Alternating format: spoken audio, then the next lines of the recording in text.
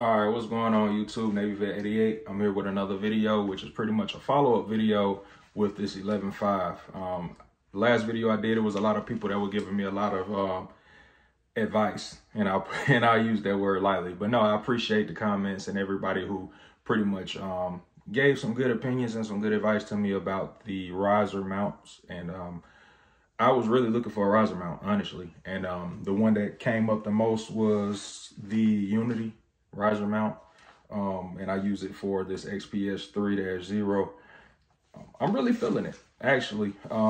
The getting on site is so much faster now that I threw this riser mount on, and it's not a very high riser mount, like, as I've seen some that are like extremely high. I'm talking about just sitting way up in the air.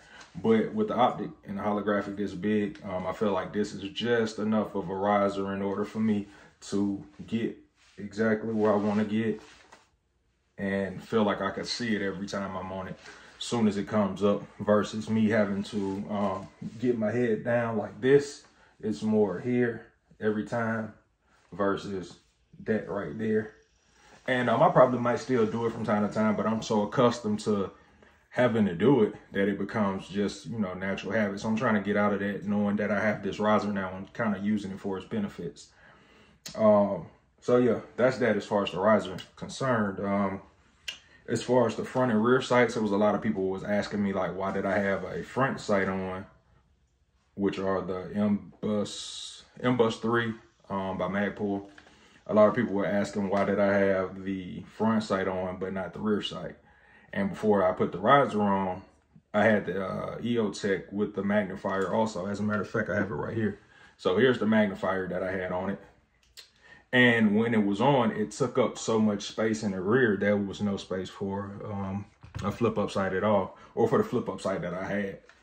The other rear sights that I do have are Daniel Defense, and you already know those are like iron fixed sights. So there was no way I would have been able to get the magnifier, the holographic optic, and the iron sight rear on it all at the same time. So I was like, nah, I'll just go without it.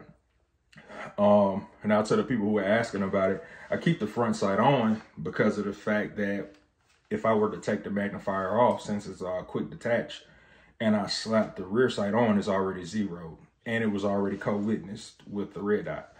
But now that I have the riser on, it's not co-witnessed anymore, and with both of them up, I can't see either when it's on, like, directly up. I really can't see them both how I would like to. They're almost non-existent, actually. So I did see that Scalar Works had some fixed sights that were really, really high, and I think that'll work well with trying to co-witness with my dot. So that's that as far as the iron sights are concerned, or the flip up sights that people had questions about. So that's pretty much saying, hey, you know, I wanted to show you all, like, hey, I do run the rear sight. I just don't run it all the time. But once I got this Unity mount riser, it wasn't enough for my magnifier anyway. So I saw both. I saw the one that was like this one, that only had enough really rail space for just the Eotech. But I saw some that were actually longer, and now I see that I could have got one that would have been a little bit more compatible with me putting my magnifier on the back. And I got this Unity mount from this Unity riser mount from Primary Arms. Yeah, Primary Arms. I got a good deal on it, but it's only because I'm a veteran. I got a good deal. So go Navy if you see it in the back. But yeah, I got a good deal on it. I might have paid maybe 30, 35 bucks less than what the asking price was. So you can't beat that. So I had to go ahead and get it. It came fast, pause. And I'm satisfied with it, honestly. Here's the little box that it came in, a little Unity box. Not sure if y'all can see that. Boom. And yeah, it's been great. Like I say, I'm really feeling it. I really do appreciate everybody giving me those suggestions about getting it, because it's paid off, honestly. To my light, there were people who had questions about why I was running the Mod Light pressure pad with, it was only a pressure pad. It was only just a small section. As a matter of fact, I have it here. And it was just a really, really small piece right there. And that was all that I had. And it was only momentary. So a lot of people were saying, you know, it would possibly have me giving off my position if I accidentally pressed it. And I did have a Surefire pressure pad and tap switch here. There you go. That's the audible click on, audible click off, as well as the momentary pressure pad. So I had already had that, and I was running it this way initially, just like I was running my my ProTac Stream Light. I was running both of them with the audible clicker with the pressure pad. So I'm not new to this as far as the mechanics of it. I just like the smaller pressure pad because when you're running this 11.5, you only have so much space on this quad rail. Now, for me, how I ran it to keep myself from accidentally pressing this if I wanted to, I seat clamp naturally anyway. So I'll always keep this little section right here in between the front sight and then the pressure pad.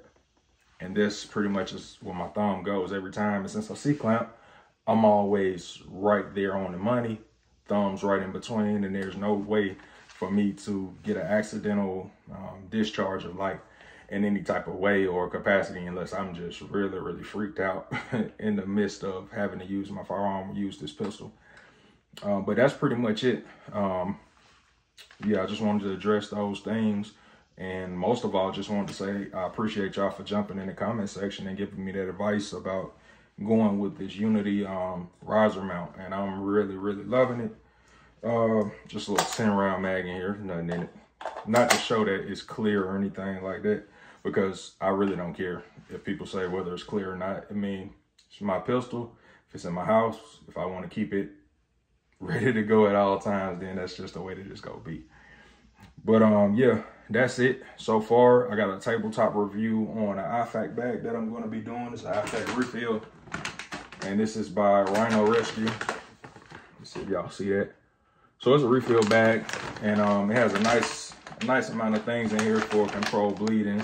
Anything with trauma, you know, when you operating in this type of capacity, these things can't happen, and whether it be to you or whether it be to somebody else. So I'm gonna do a tabletop review on this. Like I said, it's Rhino Rescue. It's an IFAK refill right here, and I already have my own IFAK put together. So I was looking around, found something, nice company, dope brand from what I seen on the reviews. So I'm gonna do a review on it myself and let you all know how I feel about it. And that's about it. I do have another review that I'm gonna do on the Glock 49 MOS Gen 5. I don't see a lot of people actually carrying a 49 Gen 5 MOS Glock. And it was actually fairly newer pistol. Now I do see a lot of people with the 48 and a lot of people with the 47, but the 49 is really dope, man. So I run it with an X300 at the bottom, and it makes it just, it's perfect. It's perfect. So I'll be doing a review on that. But yeah, like I said, man, this video is pretty much a nod to everybody who jumped in the comment section and had a lot to say as far as advice, you know, debating it, whatever, when it came to the position of the light fixture, as far as the tap switch, or having an audible, or having both, rear sight, and then also that Unity riser mount. And that's pretty much all I got on that one. Nothing too much more to show. I'm always let y'all see what we working with over here. It's nothing but fire. Nothing but fire.